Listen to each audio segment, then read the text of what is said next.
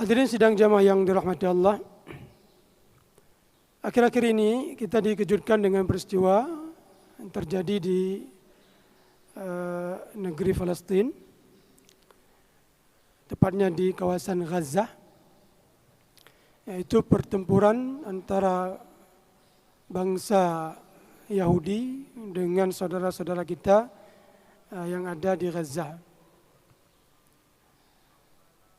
Dalam surat Al-Isra, tepatnya pada ayat yang dibaca oleh Al-Imam tadi, di rakaat yang kedua, Allah berfirman, "Wa qadayna ila bani Israila fil kitab, la tufsidunna fil ardi marrataini wa la ta'lunna 'uluwan kabira." Wa qadayna, Allah katakan di sini wa qadayna. Qada, kita dalam agama kita ada rukun Islam, rukun iman ya, rukun iman. Yang terakhir yang keenam, percaya kepada qada dan qadar. Qada yaitu sesuatu yang sudah ditentukan. Jadi kejadian yang terjadi sekarang ini di Palestina itu sudah ketentuan daripada Allah, yang mau tidak mau akan terjadi, dan sekarang sudah terjadi atau sedang terjadi. Wa qadayna ila bani Israil, kepada Bani Israel. Siapa Bani Israel itu? Keturunan dari Nabi Yaqub alaihissalam. Jadi Bani Israel itu keturunan khusus dari Bani Yaqub, keturunan Nabi Yaqub. Sedangkan Yahudi itu tidak mesti dari keturunan Nabi Yaqub. Yahudi itu agama. Kalau di antara kita ingin berubah menjadi orang Yahudi, itu diterima sama mereka. Makanya ada yang bilang orang Yahudi itu enggak menerima orang lain, menerima. Tapi kalau Bani Israel itu enggak bisa orang lain, khusus dari nasab Nabi Yaqub. Tapi kalau Yahudi diterima oleh mereka. Kemudian ila Bani Israil fil kitab, disebutkan oleh ulama tafsir, fil kitab ini dalam kitab Taurat mereka. Itu dari dulu, sejak di kitab Taurat sudah Allah sebutkan kepada mereka, kalian akan melakukan 2 kali kerusakan di muka bumi. Apabila kita lihat tafsiran-tafsiran tempo dulu, ini menafsirkan bahwa kejadian pertama mereka membunuh para nabi. Bahkan membunuh para nabi, termasuk dalam satu waktu mereka ingin membunuh 3 orang nabi. Nabi Yahya berhasil dibunuh, Nabi Zakaria berhasil dibunuh, Nabi Isa juga mau dibunuh. Tapi dalam keyakinan kita, Nabi Isa itu diangkat. Tapi mereka merencanakan untuk membunuh dalam waktu yang bersamaan 3 orang nabi. Disebutkan oleh seorang da'i yang ada di Mesir, namanya Amru Khalid. Dalam kitab beliau Qasasul Anbiya, disebutkan di situ bahwa setiap setahun itu ada 10 orang nabi yang mereka bunuh, rata-rata. Itu kekejaman Bani Israel terhadap para nabi. Kemudian la tufsidunna fil ardi, membunuh para nabi. Wa la ta'lunna 'uluwan kabira. Apa risiko? Ini tafsiran dulu. Nanti saya akan sebutkan tafsiran ulama kita di masa modern ini, yaitu Syekh Sya'rawi sebagai contoh. Wa la ta'lunna 'uluwan kabira, kalian akan bersikap sombong di muka bumi. Fa idza jaa wa'du ulahuma ba'athna 'alaikum 'ibadan lana uli ba'sin syadidin fajasu khilal ad-diyar.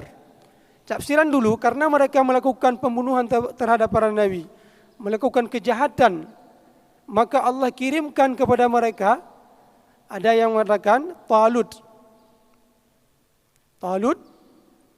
Jalut yang kejam, yang membasmi mereka, yang mengusir mereka.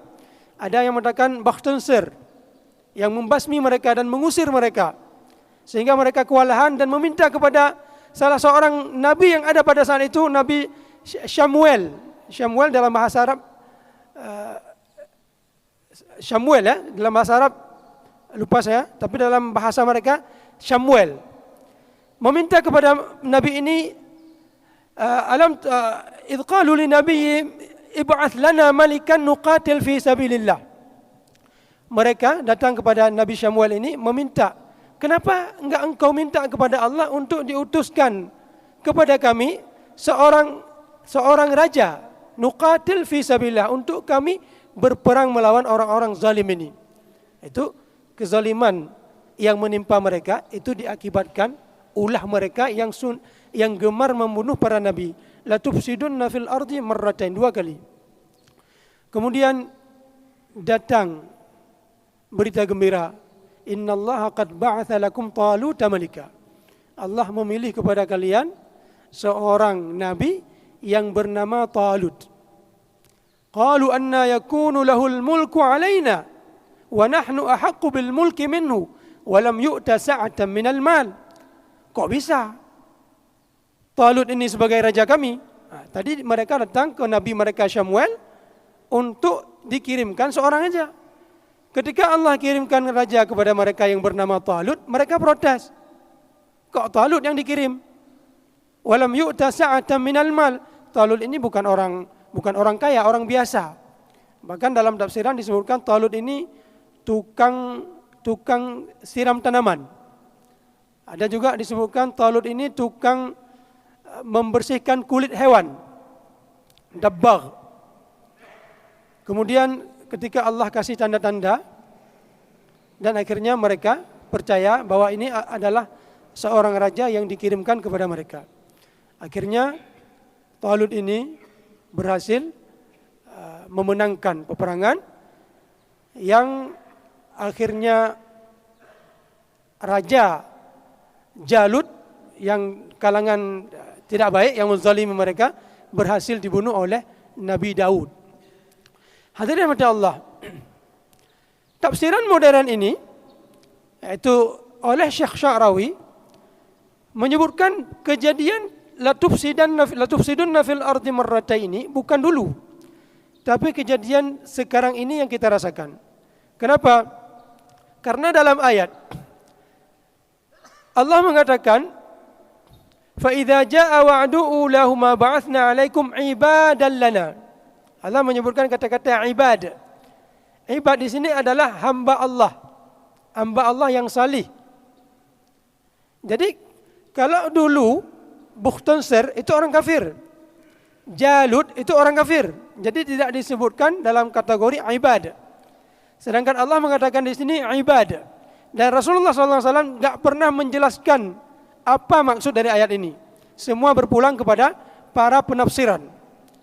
Maka oleh Syekh Sya'rawi mengatakan dari kata ibad ini dipahami bahwa kejadian mereka melakukan 2 kejahatan di muka bumi. Yang pertama, ketika Rasulullah SAW datang sebagai seorang nabi ke Madinah Al-Munawwarah dan bertemu dengan orang Yahudi, dan ada di kalangan mereka yang beriman kepada Rasulullah SAW. Di antaranya adalah Abdullah bin Salam. Abdullah bin Salam berjumpa dengan Rasulullah SAW pada saat kedatangan Nabi pertama ke Al-Madinah Al-Munawwarah dan bertanya. Ini dari kalangan ulama, Abdullah bin Salam, ulama bangsa Yahudi di saat itu. Ya Muhammad, saya dengar engkau mengatakan dirimu sebagai seorang nabi. Memang betul, selama ini yang saya ketahui, nabi akan datang di masa-masa ini. Tapi saya ingin mengetes 3 pertanyaan. Kalau engkau bisa menjawab, berarti kamu seorang nabi. Karena 3 pertanyaan ini tidak ada yang bisa dijawab kecuali dia oleh seorang nabi. Pertanyaan yang pertama, kapan, apa tanda-tanda kiamat? Kemudian pertanyaan yang kedua, apa makanan pertama yang akan dimakan oleh penduduk surga? Pertanyaan yang ketiga, kenapa kok bisa ada anak laki-laki, kok ada anak perempuan dari proses perkawinan? Maka Rasulullah SAW menjawab setelah menerima jawaban dari malaikat Jibril. Beliau mengatakan, hadza Jibril, ini Jibril datang memberitahu kepada saya. Beliau mengatakan, Jibril, hadza aduul Yahud. Jibril itu musuh orang Yahudi. Jadi Yahudi ini bukan bermusuhan dengan manusia, dengan malaikat Jibril juga bermusuhan. Dan ini diabadikan dalam surah Al-Baqarah. Qul man kana aduwwan li Jibril. Katakan ya Muhammad kepada mereka-mereka yang memusuhi malaikat Jibril. Jadi dengan malaikat Jibril juga bermusuhan. Yang pertama, tanda-tanda akan terjadi kiamat di antaranya adalah narun tahsyarun nasa minal masyriqi ilal maghrib. Ada kobaran api yang terjadi, yang api itu membuat orang terusir, pergi meninggalkan kampung halamannya dari arah timur ke arah maghrib, ke arah barat. Ada yang menafsirkan atau mencoba untuk ditafsirkan bahwa di negeri Yaman itu disebut kawasan maghrib, masyriq, sedangkan negeri Syam itu disebut dengan maghrib. Di negeri Yaman itu ada sebuah gunung yang katanya gunung itu lebih dahsyat dari gunung-gunung berapi yang ada di seluruh dunia. Kalau satu saat itu meletus, maka ini salah satu tafsirannya yang membuat orang akan pergi meninggalkan negeri Yaman menuju ke arah barat. Salah satu tafsirannya.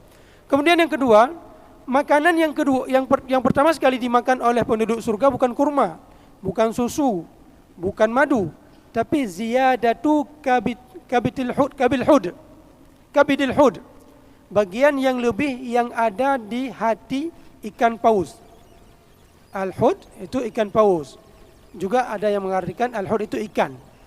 Jadi bagian yang lebih yang ada di bagian hati ikan paus, itulah makanan pertama yang akan dimakan oleh penduduk surga. Dan ini Rasulullah memberi tahu jawaban kepada Abdullah bin Salam. Kemudian yang ketiga, kok ada anak laki-laki, ada anak perempuan? Faqala Rasulullah sallallahu alaihi wasallam, "Idza sabaqa ma'ur rajul ma'al mar'ati fal waladu li abi, wa idza sabaqa ma'ul mar'ati ma'ar rajuli fal waladu li ummi." Dalam sperma laki-laki ada dua unsur, ada unsur Y, ada unsur X. Salah satu di antara dua unsur ini, Y dan X ini, laki-laki dan perempuan. Kalau pada saat sperma keluar dan dilihat dari mikroskop, dia seperti berenang, kejar-kejaran. Kalau unsur X yang duluan tiba ke ovum, maka anak akan menjadi wanita umpamanya. Kalau unsur Y yang duluan sampai ke ovum, maka anak akan menjadi laki-laki umpamanya. Idza sabaqa, Rasulullah di sini menggunakan kata-kata idza sabaqa. Jika pada saat persaingan itu terjadi dan dimenangkan oleh sabaqa ma'ur rajul, jenis laki-laki, maka anak laki-laki. Li abi, seperti ayahnya. Wa idza sabaqa ma'ul mar'ati ma'ar rajuli fal waladu li falwaladu li ummi. Kalau yang dimenangkan itu oleh unsur perempuannya, maka anak seperti ibunya. Falwaladu li ummi. Itu kata Rasulullah. Dan seketika Abdullah bin Salam ini yang berasal dari kalangan ulama yang tidak punya maslahah, tidak punya kepentingan, seketika beliau beriman kepada Rasulullah SAW dan mengatakan kepada Rasulullah, "Ya Rasulullah, innal yahuda qaumun buhud." Bangsa Yahudi ini adalah bangsa yang buhud, bangsa yang batat, bangsa yang pelih. Jadi jangan beritahu kepada mereka saya sudah masuk Islam. Tanyakan dulu kepada mereka, kenal enggak sama saya? Maka oleh Rasulullah SAW, pada saat datang sekelompok orang Yahudi, bertanya kepada mereka, apakah kalian kenal dengan Abdullah bin Salam? Mereka menjawab, kenal, itu ulama kami itu. Oh, sekarang Abdullah bin Salam sudah masuk Islam. Abdullah bin Salam keluar dan menampakkan diri kepada mereka bahwa beliau sudah masuk Islam. Oh, nyo urung palih, urung bejat di kalangan kami. Bukan ulama kamu. Tadi barusan mereka mengatakan ulama kamu, anak ulama kamu. Tapi seketika mereka merubah pernyataan mereka. Baru-baru ini ada seorang tawanan perempuan yang sudah berumuran 80 tahun ditawan oleh tentara Al-Qassam. Setelah ditawan, dikembalikan, dilepaskan. Dan sekarang sudah dilepaskan. Dan dibuat dialog di televisi. Hasil dari dialog ini, perempuan ini mengatakan Hamas itu sangat berbuat baik kepada dia, mengobati dia, mencari obat karena dia butuh obat.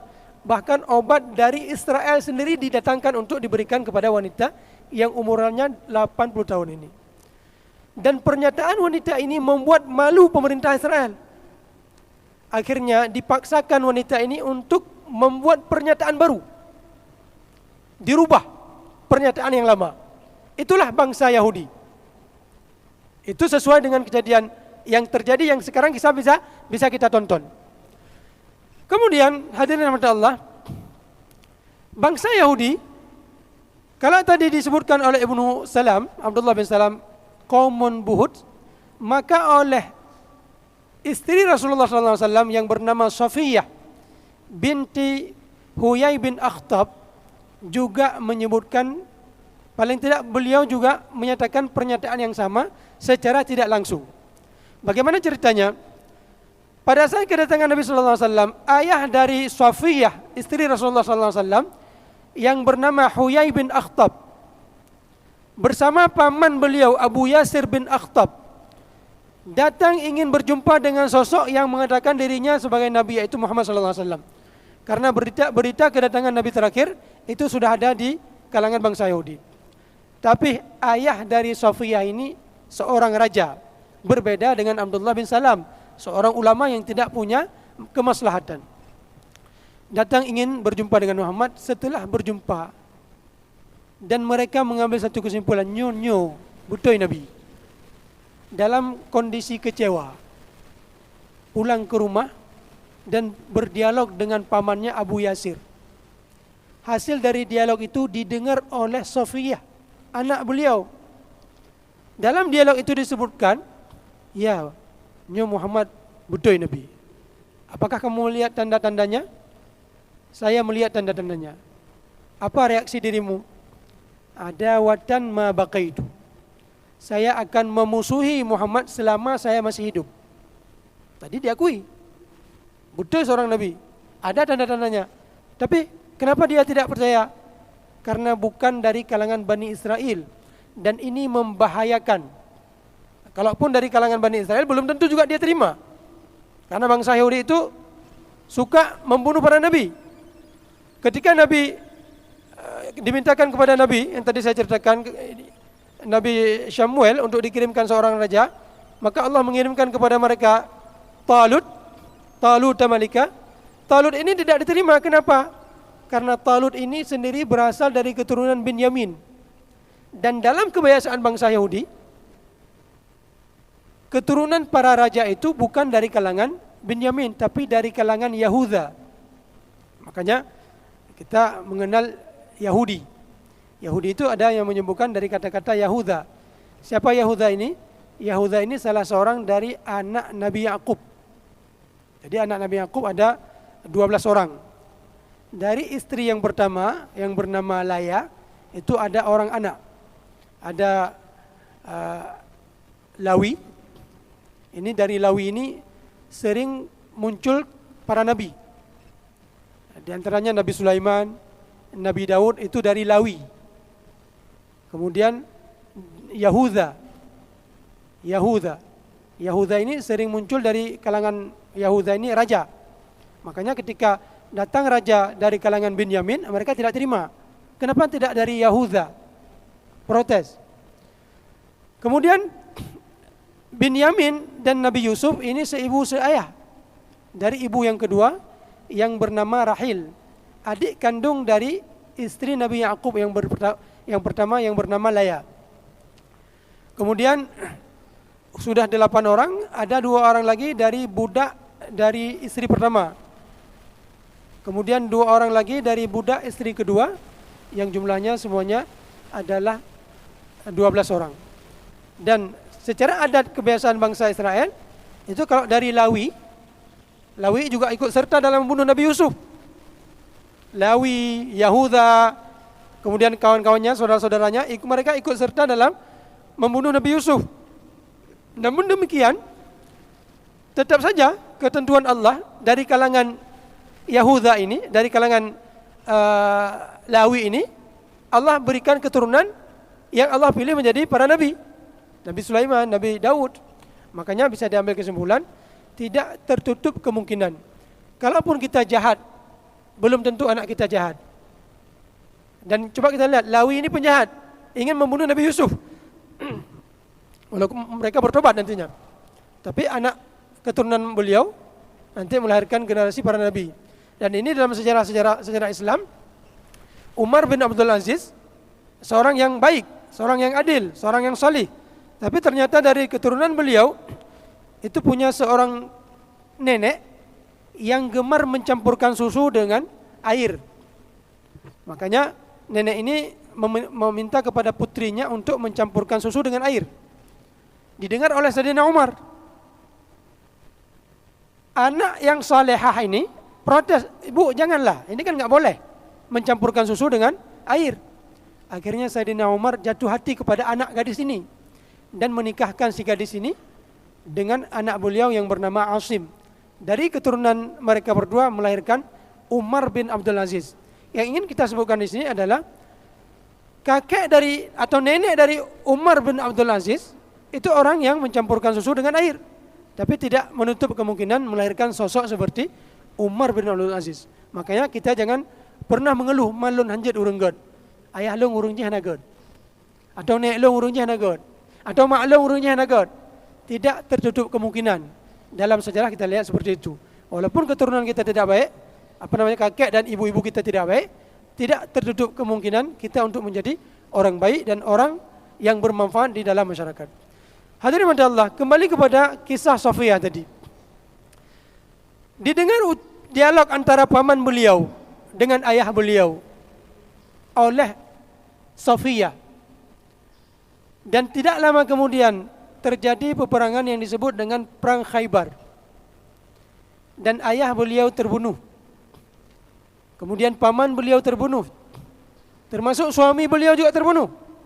Setelah suaminya dibunuh, ayahnya dibunuh, pamannya dibunuh, datang Rasulullah SAW meminta kepada beliau, "Ya Sofia, sudikah engkau menjadi istriku?" Mungkin kalau kita tanya kepada wanita yang ada sekarang, kita sosok seseorang laki-laki yang baru saja membunuh ayahnya, membunuh suaminya, membunuh pamannya, lalu menawarkan diri untuk menjadi suaminya, pasti tidak mau. Tapi kenapa Sofia begitu mudah menerima dan mau? Karena beliau sudah mendengar dialog antara ayah beliau dengan paman beliau, bahwa Muhammadnya Nabi. Apa reaksi kita? Adawatan ma baqitu. Selama aku masih hidup, aku akan memusuhi dia. Jadi Sofia sebagai seorang anak sudah punya kesimpulan. Ya, ayahnya tidak baik. Sudah tahu Nabi, tapi dimusuhi. Makanya dengan mudah ketika datang lamaran Nabi sallallahu alaihi wasallam, dengan mudah beliau menerima lamaran dari Nabi sallallahu alaihi wasallam. Hadirin Allah, kembali kepada ayat yang tadi pernah saya baca. Bangsa Israel menurut tafsiran Syekh Sya'rawi, la tufsidunna fil ardi marratain. 2 kali. Kali yang pertama adalah ketika Rasulullah datang ke Madinah dan membuat perjanjian dengan bangsa Yahudi, membuat sebuah negara Madani. Madinah ini sebagai negara kita bersama. Kalau Madinah diserang, kita bela bersama. Ternyata bangsa Yahudi melakukan pelanggaran terhadap perjanjian. Di perang Khandaq, mereka sekongkol dengan orang Quraisy, tidak mau membela Nabi sallallahu alaihi wasallam. Kemudian Nabi usir mereka, yaitu yang disebut dengan kabilah Bani Quraidah. Sebelumnya kabilah Bani Nadhir mencoba ingin menjatuhkan batu di atas gedung ke kepala Nabi sallallahu alaihi wasallam. Diusir oleh Nabi sallallahu alaihi wasallam. Lari ke Khaybar. Di perang Khaybar terjadi hal yang sama, mereka terkalahkan karena memprovokasi kaum Quraisy untuk menyerang Nabi sallallahu alaihi wasallam, dan akhirnya mereka diusir. Disebutkan oleh Syekh Sya'rawi, la tufsidunna fil ardi marratain wa la ta'lunna 'uluwan kabira. Kalian melakukan 2 kali kerusakan di muka bumi. Kali yang pertama adalah kalian mengingkari janji dengan Nabi Muhammad sallallahu alaihi wasallam. Makanya kalian diusir. Maka disebut dalam ayat berikutnya, fa idza jaa wa'du ulahuma ba'athna 'alaikum ibadan lana uli ba'sin syadidin fajasu khilalad diyar. Apa maksud fajasu? Fajasu diusir sampai tidak disisakan sedikit pun. Itu maksudnya fajasu. Dan terbukti di Madinah Rasulullah SAW mengusir bangsa Yahudi, tidak diberikan sedikit pun wewenang. Ada bangsa Yahudi, tapi sedikit pun tidak memiliki wewenang. Bahkan Nabi SAW ketika beliau wafat, ada baju besi yang beliau gadaikan ke bangsa Yahudi, ke salah seorang orang Yahudi yang bernama Abu Syahmi. Itu membuktikan Yahudi ada, tapi tidak punya wewenang, tidak ada keterikatan perjanjian, karena mereka sudah terlepas perjanjian dengan Nabi karena mengingkari janji dengan Nabi sallallahu alaihi wasallam. Fajasu khilalad diyar. Itu kejadian mereka melakukan kejahatan pertama di muka bumi menurut persepsi Syekh Syarawi, ulama modern ini. Fajasu khilalad diyar wa kana wa'dan maf'ula, dan terjadi. Janji itu pasti terjadi. Tsumma radadna lakumul karrata. Kemudian kami kembalikan jatah kepada kalian, wahai bangsa Israel. Kapan dikembalikan jatah kepada kalian? Ditafsirkan oleh beliau sekarang. Sekarang bangsa Yahudi sudah mengalahkan kita orang Islam. Kenapa? Karena orang Islam itu ibarat timbangan. Lagi bohceng. Ya, lagi timbangan. Kalau kita, amalan kita, kesalehan kita, kebaikan kita berat, maka selalu orang-orang lain tidak bisa mengalahkan kita. Tapi ketika timbangan kita meringan, maka di saat itu kita dikalahkan. Sekarang kita bisa katakan hampir-hampir memenangi. Kenapa? Kalau kita lihat sejarahnya, dari pertama bangsa Yahudi masuk ke Palestina itu, ini dalam ayat ini, la tufsiduna fil ardi marratain, 2 kali kalian melakukan kerusakan. Kerusakan pertama kalian melakukan pelanggaran janji dengan Nabi sallallahu alaihi wasallam. Dan pelanggaran yang kedua, kerusakan yang pertama yang kalian lakukan adalah sekarang ini. Kenapa? Karena orang Islam pada saat itu sedikit sekali yang memakai jilbab. Sedikit sekali yang salat. Dulu saya di tahun 80-an dibawa oleh adik ayah saya ke Banda Aceh, saya dari Biren. Nginap di kos-kosan di sini, saya melihat, masih teringat saya, banyak sekali mahasiswa-mahasiswi pacaran. Duduk di pokok-pokok kelapa, berpasang-pasangan. Pikiran saya sebagai anak kecil pada saat itu masih terekam. Itu kejadian sekitar 20-30 tahun yang lalu. Bagaimana kejadian kondisi orang Islam di masa penjajahan dulu. Yang kita lihat orang perempuan itu roknya mungkin di atas lutut. Jilbab itu jarang sekali yang menggunakan jilbab. Yang salat itu jarang sekali yang melakukan salat. Preman-preman itu sangat banyak. Itu dulu. Tapi sekarang alhamdulillah jamaah sudah banyak di masjid. Wanita-wanita yang berjilbab sudah banyak. Sudah ada sahwah Islamiyah. Maka timbangan kita sekarang akan mulai berat kembali. Pada saat timbangan kita berat kembali, ketahuilah bangsa Yahudi akan terkalahkan. Tapi pada saat timbangan kita merosot, melemah, berkurang, disitulah bangsa Yahudi fa idza jaa wa'du ulahuma ba'athna 'alaikum ibadallah uli ba'sin syadidin fajasu khilalat thumma radadna lakumul karrata 'alaihim. Kami kembalikan kemenangan kepada kalian wahai bangsa Yahudi terhadap kaum muslimin. Wa amdadnakum bi amwalin, dan pada saat itu kami berikan kepadamu bangsa Yahudi harta yang banyak. Wa banin, anak yang banyak. Mereka tidak banyak punya anak. Kalau kita kumpulkan bangsa Yahudi di dunia ini mungkin sekitar 20 jutaan. Di negara Israel sekarang sekitar 6 jutaan. Di luar Israel mungkin di Amerika ada 6 jutaan. Di negara-negara lain ada sekian orang. Sekitar 20 juta. Enggak banyak. Tapi semua laki-laki yang ada di Israel itu semua sebagai tentara. Dan tidak semua laki-laki yang ada di negara Islam itu sebagai tentara. Makanya seakan-akan wa amdadnakum bi amwal, dengan harta. Kalau harta kita akui bersama, orang Yahudi sekarang menguasai harta dunia. Sampo yang kita pakai di rumah, sabun yang kita pakai di rumah itu tersumbang kepada mereka secara tidak sadar. Kemudian wabanin, tidak punya anak, tapi anaknya mereka berperan semua. Seakan-akan mereka punya banyak anak. Waja'alnakum aktsara nafira. Nafir dalam bahasa Arab itu, dia bisa memprovokasi, bisa mengajak orang lain. Dia sendiri, tapi dia bisa mengajak orang lain untuk membantu dia. Itu nafir. Dan sekarang kita lihat, semua bangsa Eropa yang agama mereka bukan Yahudi, Nasrani, tapi semua dengan terang-terangan membantu Yahudi yang beragama berbeda dengan mereka. Kenapa? Yang pertama wa qadaina, sudah Allah tentukan. Sekarang tinggal kita jalani. Makanya kita akan bisa memenangkan kembali kalau keimanan kita bisa kita tingkatkan, kesalehan kita bisa kita tingkatkan. Dan selama itu tidak kita lakukan, maka akan terus kemenangan berada di pihak-pihak orang selain kita. Yahudi dan Nasrani. Mereka Yahudi dan Nasrani punya kemaslahatan bersama secara maslahat duniawi. Ketika bangsa kolonial dulu meninggalkan negara-negara Islam, selesai penjajahan, mereka sebelum mereka meninggalkan ingin membuat satu perwakilan, maka dibuatlah sebuah negara Yahudi. Karena mereka benci kepada bangsa Yahudi, maka bangsa Yahudi di negara mereka diajak untuk masuk ke Palestina ini, ke negara Israel ini. Kenapa? Karena mereka jenuh dengan kondisi sikap orang Yahudi. Maka mereka mengusirkan mereka ke sebuah tempat, dan di waktu yang bersamaan negara Israel ini menjadi kaki tangan terhadap negara-negara barat, perwakilan mereka di timur. Itulah sekilas yang mungkin bisa kita sampaikan. Karena waktu yang sangat singkat ini, mudah-mudahan bisa kita ambil pelajaran.